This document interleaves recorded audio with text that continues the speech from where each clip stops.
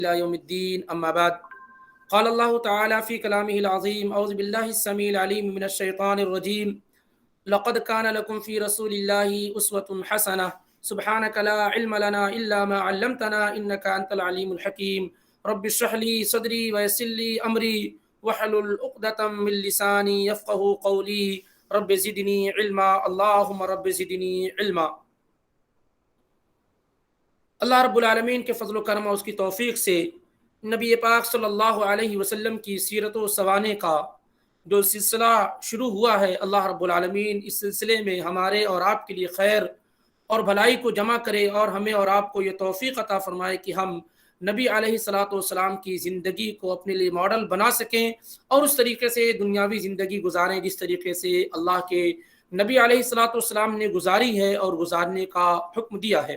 اسی وجہ سے سیرت کا یہ کلاس شروع کیا گیا اور الحمدللہ پچھلے ہفتوں میں ہم اور آپ نے نبی پاک صلی اللہ علیہ وسلم کی شادی سیدہ خدیجہ رضی اللہ تعالی عنہا سے اور اسی طریقے سے سیدہ رضی اللہ تعالی عنہا کے فضائل جو احادیث کی کتابوں میں موجود ہیں اسے ہم نے سماعت کیا۔ خدیجہ رضی اللہ تعالی عنہا سے جو اولاد ہوئیں آپ صلی اللہ علیہ وسلم کی ان کے متعلق، اور اسی طریقے سے ابراہیم جو ماریہ قبطیہ رضی اللہ تعالی عنہا سے پیدا ہوئے ان کے متعلق، یعنی آپ صلی اللہ علیہ وسلم کے تینوں بیٹے اور چاروں بیٹیوں کے متعلق اور ان کی وفات کب ہوئی اس کے متعلق، اور ان کی اولاد یعنی نبی علیہ الصلوۃ والسلام کے نواسے اور نواسیوں کے متعلق بھی مختصر معلومات ہم اور آپ نے سماعت کی تھی، سنی تھی۔ اب آئیے دیکھتے ہیں اللہ کے رسول صلی اللہ علیہ وسلم کی آگے کا جو اسٹیپ حدیث کی کتابوں میں موجود ہے، سیرت کی کتابوں میں، وہ یہ ہے کہ جب اللہ کے نبی علیہ الصلوۃ والسلام 35 سال کے ہو گئے، جب آپ صلی اللہ علیہ وسلم 35 ایئرس کے ہوئے، تو اس موقع سے خانہ کعبہ کی تعمیر کا مسئلہ کھڑا ہوا۔ قریش کے لوگ اکٹھا اور جمع ہوئے۔ خانہ کعبہ جو تھا پہلے اس پر چھت نہیں تھی، خانہ کعبہ پہ پہلے چھت نہیں تھی، اور اسی طریقے سے دیواریں بھی بہت اونچی نہیں تھی جو ابراہیم علیہ الصلوۃ والسلام نے بنائی تھی، کیونکہ ابراہیم علیہ الصلوۃ والسلام کے بنانے کے بعد، ابراہیم علیہ الصلوۃ والسلام کے بنائے جانے کے بعد خانہ کعبہ کو جو انہوں نے تعمیر کیا، اس کے بعد جو 35 آپ کی عمر جو 35 سال کی ہوئی، اس دوران خانہ کعبہ کی تعمیر کے سلسلے میں کوئی واضح روایت اور کوئی تاریخی پختہ ثبوت نہیں ملتا ہے۔ المهم یہ کہ دیواریں بھی چھوٹی تھیں اور چھت بھی نہیں تھے، اور ڈھلان پہ بھی کعبہ واقع تھا۔ بسا اوقات اس میں جو خزانے وغیرہ رکھے جاتے تھے اللہ کے گھر میں، چور چوریاں کر لے جاتے تھے، اور اسی طریقے سے سیلاب وغیرہ آنے کی وجہ سے دیواریں وغیرہ بھی بڑی ویک اور کمزور ہو چکی تھیں۔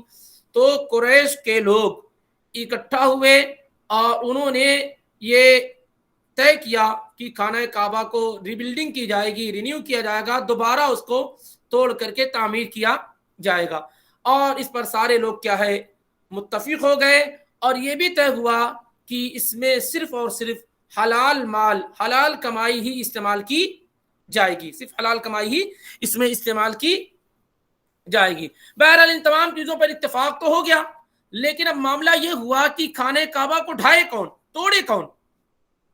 ہر آدمی ڈر رہا تھا، کیونکہ کعبہ کی عظمت تو ہر آدمی کے دل و دماغ میں تھی، تو ہر آدمی ڈر رہا تھا کہ اگر اسے وہ کعبہ کو ڈھاتا ہے، گراتا ہے، تو کہیں اس پر کوئی مصیبت نہ آ جائے۔ تو پہل کرنے کے لیے، توڑنے کے لیے کوئی آگے نہیں بڑھ رہا ہے، یہاں تک کہ ولید بن مغیرہ المخزومی آیا اور اس نے کہا کہ بھائی ہم اللہ کی خاطر یہ کام کر رہے ہیں، اللہ کی رضا کے لیے کر رہے ہیں، اللہ کے گھر کو بنا رہے ہیں، اسے توڑنا تو ہمارا مقصد ہے نہیں، اور اس نے خانہ کعبہ کو ڈھانا شروع کیا۔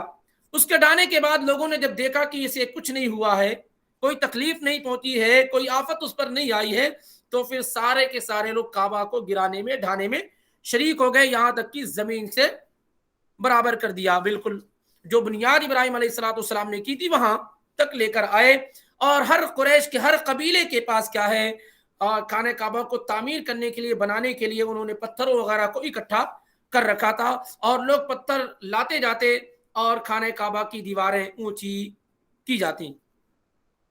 اور اس عمل میں خود اللہ کے نبی علیہ الصلوۃ والسلام بھی شامل تھے۔ صحیح مسلم کی روایت ہے، بخاری میں بھی روایت موجود ہے، جابر بن عبداللہ رضی اللہ تعالی عنہما سے کہ کان ان رسول اللہ صلی اللہ علیہ وسلم کان ینقل معهم الحجارہ للکعبۃ وعلیہ ازار، کہ اللہ کے نبی علیہ الصلوۃ والسلام بھی اپنے چچاؤں کے ساتھ خانہ کعبہ کی تعمیر میں حصہ لے رہے تھے اور پتھروں کو نقل کرتے تھے، پتھروں کو وہاں سے لا کر کے خانہ کعبہ کے پاس رکھتے تھے، اور اللہ کے نبی علیہ الصلوۃ والسلام ازار اور تہبند پہنے ہوئے تھے۔ عباس بن عبد المطلب رضی اللہ تعالیٰ عنہ نے کہا، جو اللہ کے نبی علیہ الصلوۃ والسلام کے چچا ہیں، انہوں نے کہا یبن اخی، اے میرے بھائی کے بیٹے، اے میرے بھتیجے، نبی علیہ الصلوۃ والسلام سے کہا کہ آپ اپنے ازار کو اپنے کندھوں پہ رکھ لو، جس سے پتھروں کو اٹھانے میں آسانی ہوگی اور تمہیں کوئی گزند اور تکلیف نہیں پہنچے گی۔ تو اللہ کے نبی علیہ الصلوۃ والسلام نے ایسے ہی کیا، لیکن تھوڑی دیر کے بعد آپ بے ہوش ہو کر کے گر گئے۔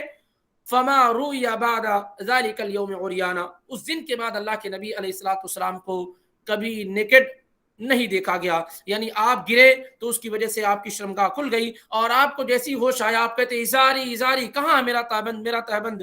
تو یہ پہلا اور آخری موقع تھا جب اللہ کے نبی علیہ الصلوۃ والسلام کے ساتھ یہ انسیڈنٹ اور حادثہ ہوا کہ آپ جو ہے آپ کی شرمگاہ کھل گئی، اس کے بعد پھر کبھی آپ کو ایسی اس حالت میں نہیں دیکھا گیا۔ یہ بخاری اور مسلم کی روایت ہے۔ اس سے معلوم ہوتا ہے کہ اللہ کے نبی علیہ الصلوۃ والسلام اس تعمیر میں، جو خانہ کعبہ کی تعمیر کی جا رہی تھی قریش کے زمانے میں، جب آپ 35 سال کے تھے، تو اس موقع سے اللہ کے نبی علیہ الصلوۃ والسلام کیا ہے موجود تھے۔ اور ایک اور اہم معاملہ یہ ہوا کہ جب دیواریں اونچی ہو گئی اور حجر اسود کو رکھنے کا معاملہ آیا، حجر اسود کو رکھنے کا معاملہ آیا، تو ہر قبیلے والے یہ چاہتے تھے کہ کیونکہ عظمت والا پتھر ہے، محترم پتھر ہے، اس لیے ہر شخص یہ چاہتا تھا کہ حجر اسود کو وہ اس کی جگہ پر رکھیں، اور اس سلسلے میں لڑائیاں جاری و ساری تھیں۔ کئی دن گزر گئے، معاملہ اتنا زیادہ سنگین ہو گیا کہ خون خرابے کی نوبت آ سکتی تھی کہ ابو ولید نے یہ مشورہ دیا کہ بھائی ایسا کریں کہ کل جو ہے بابو بنی شیبہ سے جو آدمی سب سے پہلے خانہ کعبہ کے اندر داخل ہو، مسجد حرام کے اندر داخل ہو، ہم اسی کو حکم مان لیں گے، وہ جیسا فیصلہ کریں گا ہم اس کے لیے تیار ہوں گے۔ امام طیالسی نے اپنی کتاب سنن طیالسی میں حدیث نمبر 115 میں روایت نقل کی ہے، اور شیخ شعیب ارناؤت نے اس کو حسن قرار دیا اس روایت کو۔ علی رضی اللہ تعالیٰ عنہ سے مروی ہے کہ فلما ارادوا وضع الحجر تشاجروا من يدعوا، علی رضی اللہ تعالیٰ عنہ کہتے ہیں کہ جب قریش کے لوگوں نے حجر اسود کو اس کی جگہ پہ رکھنا چاہا تو جھگڑنے لگے، اور ہر آدمی یہ چاہتا تھا کہ میں اسے رکھوں۔ فاتفقوا على ان يضعه اول من يدخل من هذا الباب، تو طے یہ ہوا کہ جو آدمی سب سے پہلے اس دروازے سے داخل ہوگا وہ آدمی کیا ہے پتھر کو رکھے گا۔ فدخل رسول اللہ صلی اللہ علیہ وسلم من باب بنی شیبہ، تو اللہ کے رسول صلی اللہ علیہ وسلم شیبہ گیٹ سے داخل ہوئے۔ فامر بثوب فوضع، آپ نے چادر لانے کا، ایک کپڑا لانے کا حکم دیا، تو چادر لائی گئی، آپ نے اسے بچھایا اور اسی پر پتھر کو اس کے مڈل میں بیچ میں چادر کے رکھ دیا، اور ہر قبیلے والے کو حکم دیا کہ وہ اٹھائیں اور لے کر کے خانہ کعبہ کے پاس آئیں۔ چنانچہ ہر قبیلے والے نے چادر پکڑی، اس کا کنارہ پکڑا اور لے کر کے آئے۔ جب خانہ کعبہ کے پاس لے کر آ گئے، وَأَخَذَهُ رسول اللہ صلی اللہ علیہ وسلم فَوَضَعَهُ، تو اللہ کے نبی صلی اللہ علیہ وسلم نے حجر اسود اٹھایا اور اسے اس کی جگہ پر رکھ دیا۔ اس طریقے سے ایک بہت بڑا حادثہ جو ہونے والا تھا، اللہ کے نبی علیہ الصلوۃ والسلام نے اپنی سینسیبلٹی سے، اپنے شعور سے اور اپنی عقل سے اسے کیا ہے ختم کر دیا، اور معاملہ بالکل کیا ہے نارمل ہو گیا۔ لیکن معاملہ یہ ہوا تھا کہ صرف حلال پیسے ہی استعمال کیے جائیں گے، اس وجہ سے حلال پیسے جو ہے ختم ہو گئے، اور جو حتیم کا علاقہ آج آپ دیکھ رہے ہیں، جس سے حجر بھی کہتے ہیں، حتیم بھی کہتے ہیں، شام کی طرف جب آپ مقام ابراہیم سے آگے بڑھتے ہیں تو اس طرف آپ دیکھ رہے ہوتے ہیں کہ بالکل 2 سے 3 ہاتھ کی اونچی دیوار ہے، تو وہ پیسے جو ہے اتنی دیوار اٹھی تھی کہ ان کے حلال پیسے ختم ہو گئے، اور انہوں نے ویسے ہی چھوڑ دیا، اسے انہوں نے ویسے ہی چھوڑ دیا، جیسے آج آپ کو نظر آ رہا، سیم وہ اسی حالت میں جس حالت میں اللہ کے نبی علیہ الصلوۃ والسلام کے زمانے میں تھا، اور اسی حالت میں جس حالت میں قریش کے لوگوں نے خانہ کعبہ کو بنایا تھا۔ اب آئیے دیکھنے کہ خانہ کعبہ کو کتنی مرتبہ تعمیر کیا گیا ہے۔ یا رینیو کیا گیا یا ری بلڈنگ کی گئی ہے، کتنی مرتبہ ایسا کیا گیا ہے تاکہ بات کو سمجھنے میں آسانی ہو. اور اس لیے بھی کہ کعبہ اس روئے زمین کا سب سے بہترین گھر ہے، یہ اللہ کا گھر ہے جسے سب سے پہلے روئے زمین پر بنایا گیا ہے، تعمیر کیا گیا ہے، تیار کیا گیا ہے.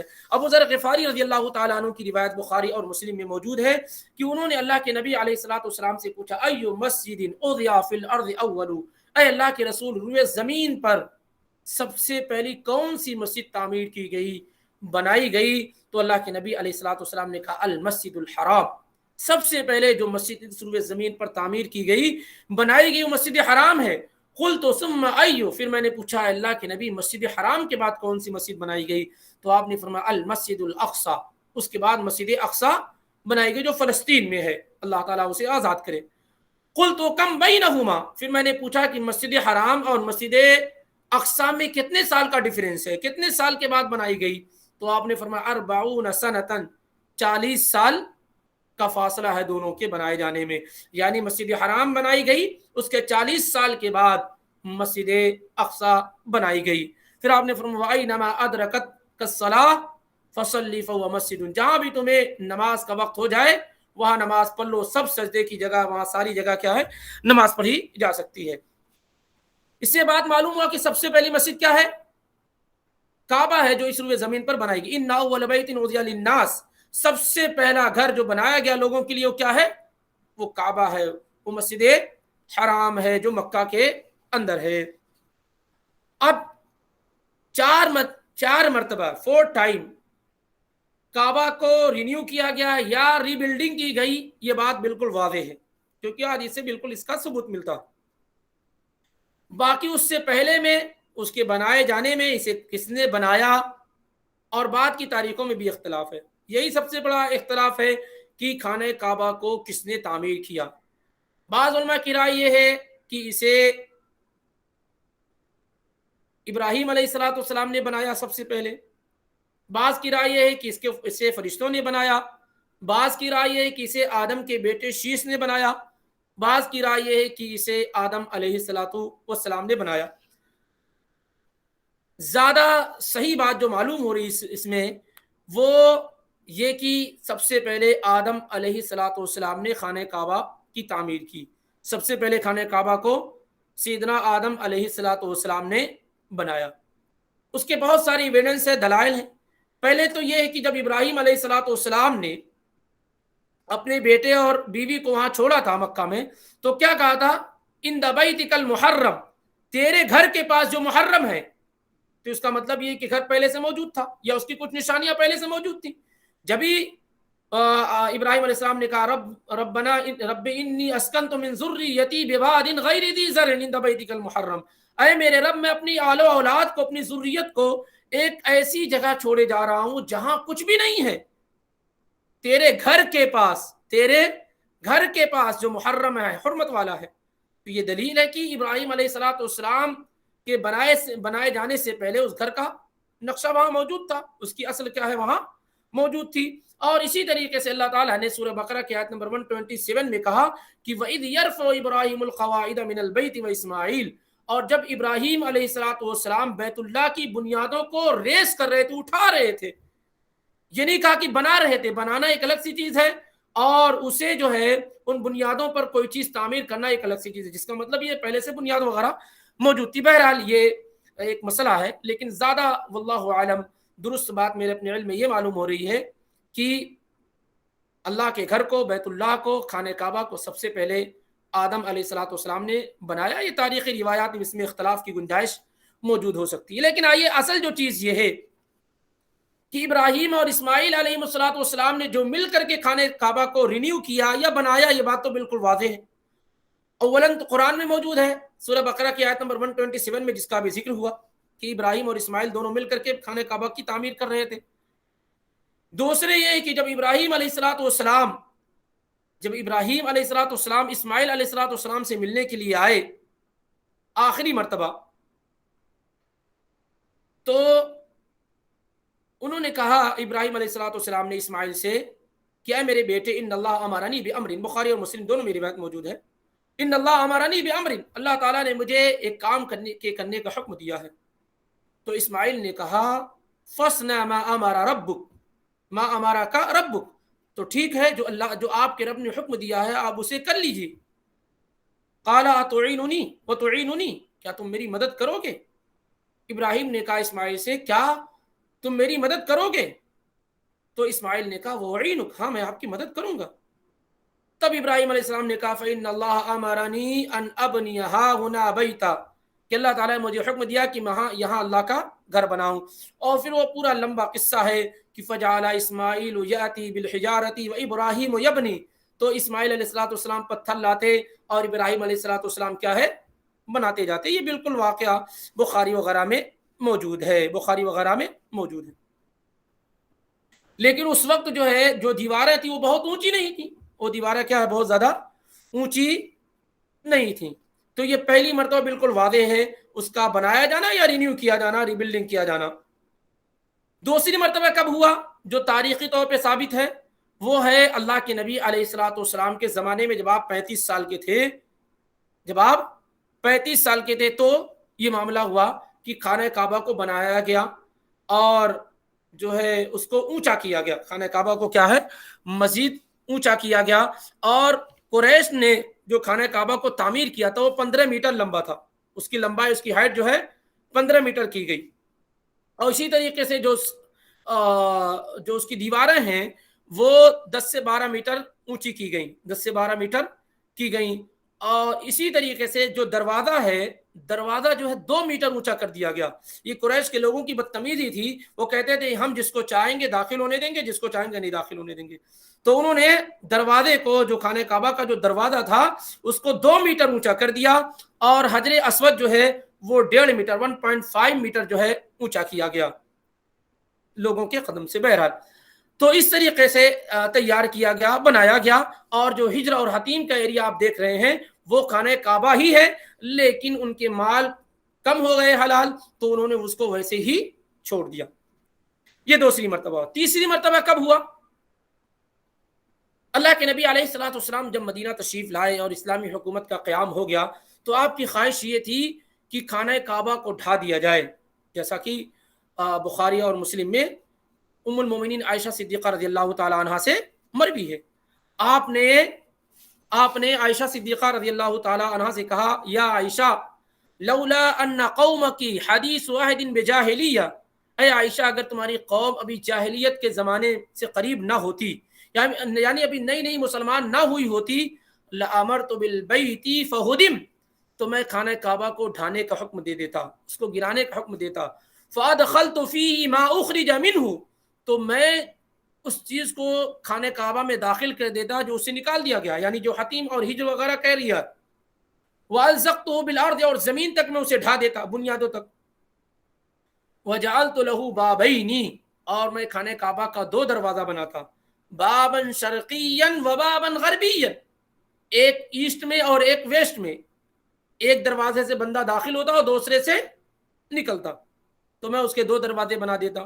یہ ساری خواہش اللہ کے نبی علیہ السلام نے کی. اور بعض روایت میں ہے کہ وہ بنیت علی قواعد ابراہیم، جیسے ابراہیم علیہ السلام نے تعمیر کیا تھا ویسے ہی آپ صلی اللہ علیہ وسلم نے ارادہ کیا بنانے کا. بہرحال یہ آپ صلی اللہ علیہ وسلم کا ارادہ تھا کہ خانہ کعبہ کو اس طریقے سے تعمیر کیا جائے، لیکن خوف اس بات کا تھا کہ اگر آپ خانہ کعبہ کو ڈھاتے تو لوگ جو نئے مسلمان ہوئے تھے ان میں بے چینی پھیل جاتی، اور فتنے کے ڈر اور خوف کی وجہ سے اللہ کے نبی علیہ السلام نے خانہ کعبہ کو نہیں ڈھایا، اسے نہیں گرایا. البتہ سن 64 ہجری میں یا 63 ہجری میں جب خانہ کعبہ میں آگ لگی تھی یزید ابن معاویہ کے زمانے میں، یزید ابن معاویہ نے عبداللہ ابن زبیر کو پکڑنا چاہا اور عبداللہ ابن زبیر نے خانہ کعبہ کے اندر پناہ لے لی. تو بہرحال قصدن اور ارادتن نہیں، کہ ایسا نہیں کہ یزید کی فوج نے خانہ کعبہ کو ڈھانے کی کوشش کی، نعوذ باللہ، کبھی ایسا نہیں ہوا کہ کسی کے دل میں وہ مسلمان ہو اور اس کے دل میں خانہ کعبہ کی عظمت نہ ہو. کبھی ایسا نہیں ہوا، کسی نے بھی خانہ کعبہ کو، مسلم ہے اگر وہ، نقصان پہنچانے کی کوشش نہیں کی ہے. لیکن ابن زبیر کو پکڑنے کی وجہ سے اس خانہ کعبہ کے چند حصے میں آگ لگ گئی. تو عبداللہ ابن زبیر نے سن 64 ہجری میں 64 ہجری میں 64 ہجری میں یزید کی وفات کے بعد غالباً لوگوں کو جمع کیا، اور اس میں عبداللہ ابن عباس رضی اللہ تعالیٰ عنہ بھی تھے. لوگوں کو اکٹھا کیا، جمع کیا، اور کہا اشیروا علیہ فی الکعبہ، کعبہ کے سلسلے میں تم لوگ مجھے ایڈوائز دو، مشورہ دو. مسلم کی روایت ہے. اور میں اسے ڈھا کر کے پورا بناؤں یا اس کی اصلاح کر دوں؟ تو عبداللہ ابن عباس وغیرہ نے کہا کہ نہیں، اصلاح کر دیا جائے، ویسے چھوڑ دیا جائے جیسا ہے، یعنی جہاں جلا ہوا اس کو صحیح کر دیا جائے. تو عبداللہ ابن زبیر رضی اللہ تعالی عنہما نے کہا کہ اگر لو کان احدکم احترق بیتہ ما رضی حتی یجدہ، اگر تم میں سے کسی انسان کا گھر جل جائے تو اس بات سے راضی نہیں ہوگا، وہ چاہے گا کہ اسے ڈھا کر کے سرہ نو بنایا جائے، رینیو کر دیا جائے، ریبلڈنگ کی جائے. فکیف بیت ربکم، تو تمہارے رب کے گھر کے متعلق کیوں ایسا خیال کرتے ہو؟ پھر انہوں نے کہا انی مستخیر ربی ثلاثہ، میں اپنے رب سے 3 مرتبہ استخارہ کروں گا، یعنی استخارہ کی نماز پڑھوں گا. ثم عازم علی امری، پھر میں اپنے معاملے میں بالکل پختہ ہو جاؤں گا. فلما مدت ثلاث، جب 3 دن گزر گیا، اجمع رأیہ علی ان ینقضھا، تو انہوں نے لوگوں کی اصلاح پہ اکٹھا کیا کہ وہ خانہ کعبہ کو ڈھائیں گے، گرائیں گے. اور اس طریقے سے انہیں ان کی خالہ نے، عائشہ رضی اللہ تعالی عنہا نے جو بات بیان فرمائی تھی، نبی علیہ الصلوۃ والسلام کی جو خواہش بیان فرمائی تھی، وہ عبداللہ ابن زبیر کو یاد آ گئی، اور اس لیے بھی انہوں نے خانہ کعبہ کو ڈھانے کی پوری کوشش کی تاکہ اس طریقے سے بنا دیں جس طریقے سے اللہ کے رسول صلی اللہ علیہ وسلم دیکھنا چاہتے تھے. انہوں نے پختہ ارادہ کر لیا، اور یہاں بھی ڈھانے کا جیسے معاملہ آیا تو بہت سارے لوگ ڈر رہے تھے، بہت سارے لوگ ڈرے ہوئے تھے کہ کون خانہ کعبہ کو ڈھائے. عبداللہ ابن زبیر گئے. عبداللہ ابن زبیر بار بار نام آ رہا ہے، اس کو سن لیں کہ عبداللہ ابن زبیر بہت ہی اعلیٰ درجے کے صحابی ہیں، بہت ہی اعلیٰ درجے کے صحابی ہیں، اور ابو بکر صدیق کے نواسے ہیں. عبداللہ ابن زبیر، ان کے والد 10 جنتی لوگوں میں سے ایک ہیں. جو 10 مشہور صحابہ ہیں ان میں سے زبیر ابن عوام ہیں، ان کے لڑکے ہیں، اور ان کی ماں اسما بنت ابی بکر ہے، ذات النطاقین ہے. ان کی والدہ بڑی ہی عالمہ فاضلہ اور جلیلہ خاتون ہے. ابو بکر صدیق رضی اللہ عنہ کی بیٹی، اور وہی ہے جو کھانے پینے کا انتظام کر رہی تھی، وہی ہے جنہوں نے روپٹے کو پھاڑا تھا، اسما بنت ابی بکر. اور شروع میں اسلام لانے والیوں میں سے ہیں بالکل. 18 نمبر پہ انہوں نے اسلام قبول کیا، ان سے پہلے سے 17 لوگ اسلام میں داخل ہوئے تھے. تو ان کے لڑکے ہیں، یعنی باپ بھی بہت اعلیٰ معیار کے، ماں بھی بہت اعلیٰ درجے کی، اور نانا کا کچھ کہنا ہی نہیں. اور خالہ بھی کون ہے؟ عائشہ رضی اللہ تعالیٰ عنہ. اور انہی کے نام پر ام المومنین عائشہ رضی اللہ تعالیٰ عنہ نے اپنی کنیت عبداللہ رکھی تھی. انہی کے نام پر اللہ کے نبی علیہ الصلوۃ والسلام سے انہوں نے کنیت کی اجازت طلب کی، تو کہا کہ تم اپنے بہن کے بیٹے کے نام پہ رکھ لو، عبداللہ کے نام پر. تو انہوں نے اپنے بیٹے، اپنے بھانجے، یعنی اپنے بہن کے بیٹے، یہی عبداللہ ابن زبیر، انہی کے نام پہ کنیت رکھ کر کے ام عبداللہ کہا جاتا ہے عائشہ رضی اللہ تعالیٰ عنہ کو. تو یہ سمجھ جائیے کہ عام صحابی نہیں، یہ بہت اعلیٰ درجے کے صحابی ہیں. اور مدینے کی ریاست میں، یعنی ہجرت کے بعد سب سے پہلے مدینے کے اندر جو صحابی پیدا ہوئے وہ عبداللہ ابن زبیر تھے. وہ عبداللہ ابن زبیر تھے، یعنی ہجرت کے بعد سب سے پہلے جو نیو بیبی تھی، وہ کون تھے؟ عبداللہ ابن زبیر رضی اللہ تعالیٰ عنہ تھی. ان کی گفتگو ہو رہی ہے. تو جب خانہ کعبہ میں آگ لگی، اس کا کچھ حصہ جل گیا، تو انہوں نے اس کو ڈھا کر کے ویسے ہی بنانا چاہا جیسے اللہ کے رسول صلی اللہ علیہ وآلہ وسلم نے بنانے کا ارادہ کیا تھا. چنانچہ عبداللہ ابن زبیر رضی اللہ تعالیٰ عنہما نے خانہ کعبہ کو ڈھایا، گرا دیا، اور اس کی لمبائی 18 ہاتھ کر دی. اور اسی طریقے سے جو ہجر اور حتیم کا ایریا بھی دیکھ رہے ہیں، یہ سب ملا لیا، چھت لگائی، 2 دروازے بنائے، ایک ایسٹ میں، ایک ویسٹ میں، ایک داخل ہونے کے لیے، ایک نکلنے کے لیے. یہ ساری کی ساری چیزیں عبداللہ ابن زبیر نے ویسے ہی کی جیسے اللہ کے رسول صلی اللہ علیہ وسلم چاہتے تھے. یہ تیسری مرتبہ ہوا. اور اس طریقے پر ہوا جس طریقے پہ اللہ کے نبی علیہ الصلوۃ والسلام چاہتے تھے. سب سے بہترین خانہ کعبہ کا دور جو اللہ کے نبی علیہ الصلوۃ والسلام کی چاہت اور آپ کی پسند کے مطابق تیار کیا گیا، وہ عبداللہ ابن زبیر نے رضی اللہ عنہما نے کرایا. یہ ایسا جیسے دیکھ رہے ہیں ایسے نہیں تھا وہ. لیکن 73 ہجری میں 73 ہجری میں جب عبداللہ ابن زبیر کو قتل کر دیا گیا، جب عبداللہ ابن زبیر کو قتل کیا گیا، آپ کو معلوم ہونا چاہیے کہ یزید کی بیعت کے لیے عبداللہ ابن زبیر تیار نہیں تھے، اسی لیے ان کو پکڑنے کی بات کی جا رہی تھی. لیکن یزید جلدی ہی فوت ہو گئے. تو یزید کے فوت ہو جانے کے بعد عبداللہ ابن زبیر حجاز کے خلیفہ ہو گئے. یہاں حکومت ان کی تھی اور وہاں بنو امیہ کی حکومت تھی، سیریا وغیرہ شام وغیرہ کے جو علاقے تھے. لیکن جب عبد الملک بن مروان خلیفہ ہوئے تو حجاج بن یوسف وغیرہ کے ذریعے سے بڑی سختی کی گئی، یہاں تک کہ عبداللہ ابن زبیر کو قتل کر دیا گیا 73 ہجری میں حجاج بن یوسف وغیرہ کے ذریعے. جب عبداللہ ابن زبیر قتل کر دیے گئے 73 ہجری میں، تو حجاج بن یوسف نے عبد الملک بن مروان کو لکھا اور آگاہ کیا کہ یہ خانہ کعبہ جو ہے یہ عبداللہ ابن زبیر نے بنوایا تھا. عبداللہ ابن زبیر نے بنوایا تھا. عبد الملک بن مروان کو یہ لگا کہ عبداللہ بن زبیر نے اسے اپنی رائے سے بنایا تھا، حالانکہ عبداللہ بن زبیر نے لوگوں سے ایڈوائز بھی لیا اور اللہ کے رسول صلی اللہ علیہ وسلم کی حدیث کے مطابق اور آپ کی چاہت کے مطابق بنایا.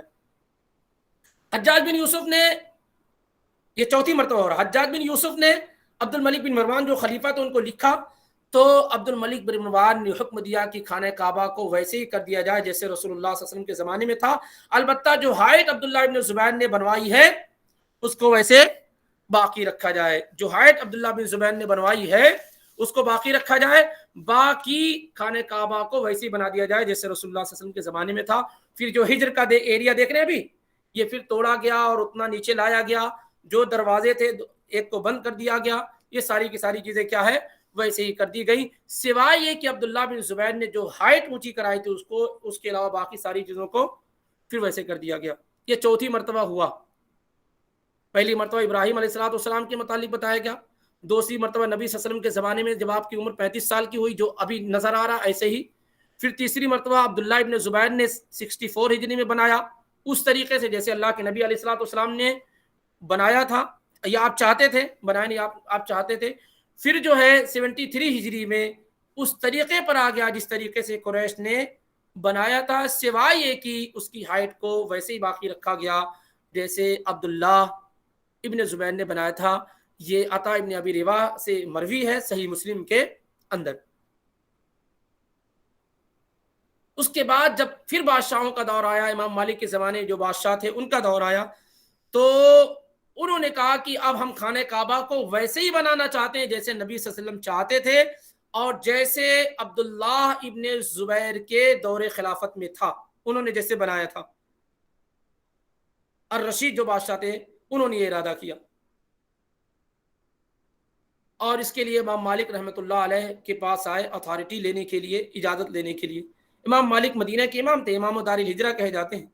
93 ہجری میں پیدائش، 179 میں وفات ہوئی، بڑے امام اور عالم ہیں. تو انہوں نے کہا کہ مجھے ڈر ہے کہ اس طریقے سے اللہ کا گھر جو ہے یہ بادشاہوں کے لیے جو ہے کھیل کا سامان ہو جائے گا. مجھے ڈر ہے کہ اللہ کا یہ گھر جو ہے بادشاہوں کے لیے کھیل کا سامان ہو جائے گا. ایک بادشاہ آئے گا وہ توڑے گا، دوسرا جو اس کے خلاف ہوگا وہ آ کر کے جوڑے گا، پھر جوڑنے والا توڑے گا. اس طریقے سے حکومتیں بدلیں گی اور اللہ کے گھر کے ساتھ کیا کھلواڑ کیا جاتا رہے گا. ایک آئے گا بنائے گا، دوسرا آئے گا توڑے گا. اس لیے کہا نہیں، اللہ کے گھر کو ویسے ہی چھوڑ دیا جائے جیسا ہے. چنانچہ اس زمانے سے لے کر اب تک اللہ کا گھر ویسے ہی ہے جیسے چھوڑا گیا تھا.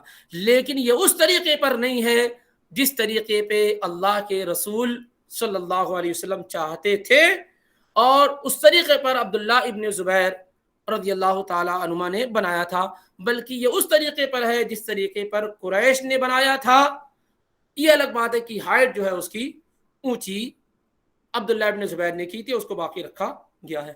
تو یہ کہا جا سکتا ہے یہ 4 مرتبہ جو ہے ری بلڈنگ یا رینیو کا جو معاملہ ہے اللہ کے گھر کے ساتھ جو پیش آیا. اس کے بعد بھی اس میں بہت ساری چینجنگ ہوئی ہے. 1040 ہجری میں ہوا, پھر ابھی بھی ہو رہی, لیکن اس کے ساتھ خانہ کعبہ کے ساتھ جو اصل جو گھر ہے اللہ رب العالمین کا, اس کے ساتھ کوئی چھیڑ چھاڑ نہیں کی گئی. حتیم کا اور ہجر کا جو ایریا وہ آج بھی ویسے ہی ہے, دروازے کی اونچائی ویسے بھی ہے, دروازہ آج بھی ایک ہے, جبکہ اللہ کے نبی علیہ الصلوۃ والسلام کی خواہش کے مطابق 2 ہونا چاہیے تھا. یہ ساری کی ساری چیزیں صرف اس وجہ سے کہ اس میں حکومتوں کا بڑا عمل اور دخل ہوتا ہے. ایسا نہ ہو کہ حکومتوں کے بدلنے سے معاملات جو ہے اللہ کے گھر کے ساتھ چھیڑ چھاڑ اور کھلواڑ کیا جائے, تو اس کو ویسے ہی رکھا گیا ہے. بہرحال تو اس طریقے سے اللہ رب العالمین کی توفیق اور اس کے فضل سے سیرت کے باب میں یہ بات آپ کے سامنے آئی, اور اسے لمبا اور طویل اس لیے کیا گیا تاکہ اللہ کے اس گھر کے متعلق بھی آپ کو معلومات ہو جائیں. اور یہ سیرت کا ایک بہت ہی اہم حصہ تھا کہ ایک تعمیر میں اللہ کے نبی علیہ الصلوۃ والسلام خود بنفس نفیس شریک تھے, اور یہ کہ آپ صلی اللہ علیہ وسلم کی چاہت تھی اسلامی ریاست اور خلافت کے قائم ہو جانے کے بعد کہ آپ اسے ویسے بنا دیں جیسے ابراہیم علیہ الصلوۃ والسلام نے بنایا تھا, اور آپ چاہتے تھے اس کے 2 دروازے ہو جائیں, ساری کی ساری چیزیں. پھر اس کے بعد جب عبداللہ ابن زبیر کا وقت آیا تو انہوں نے جو ہے اس کو ویسے ہی بنا دیا جیسے اللہ کے نبی علیہ الصلوۃ والسلام چاہتے تھے. اور پھر جب ان کا قتل کر دیا گیا تو عبد الملک بن مروان نے پھر ویسے ہی کر دیا جیسے قریش نے بنایا تھا, سوائے کہ اس کی ہائٹ کو ویسے ہی باقی رکھا گیا. تو خانہ کعبہ کے متعلق اور اس طریقے سے اللہ کے نبی علیہ الصلوۃ والسلام کا کیا کردار رہا خانہ کعبہ کو بنانے وغیرہ کے سلسلے میں, اس متعلق آپ کے سامنے یہ بات پیش کی گئی. باقی انشاءاللہ رب العالمین آئندہ دنوں میں ہم اللہ کے نبی علیہ الصلوۃ والسلام کی نبوت سے پہلے کی جو زندگی ہے اور جو ایک طریقے سے پریفیس اور مقدمہ تھا آپ کے نبی اور رسول بنائے جانے کا, اور نبوت سے پہلے آپ کس طرح سے لوگوں کے ساتھ رہتے تھے, انشاءاللہ رب العالمین آئندہ دنوں میں یہ باتیں آپ کے سامنے آئیں گی. اللہ رب العالمین ہمیں اور آپ کو کتاب و سنت کو سمجھنے, اس پر عمل کرنے اور اس کو اپنی زندگی میں نافذ کرنے کی توفیق عطا فرمائے. اللہ تعالی ہمیں اور آپ کو نبی علیہ الصلوۃ والسلام کی سچی محبت نصیب فرمائے اور آپ کی اطاعت و فرما برداری کرنے کی توفیق عطا فرمائے. آمین. وما علینا الا البلاغ المبین. اس طریقے سے آج کا یہ درس اللہ کے فضل اور اس کی توفیق سے مکمل ہوا.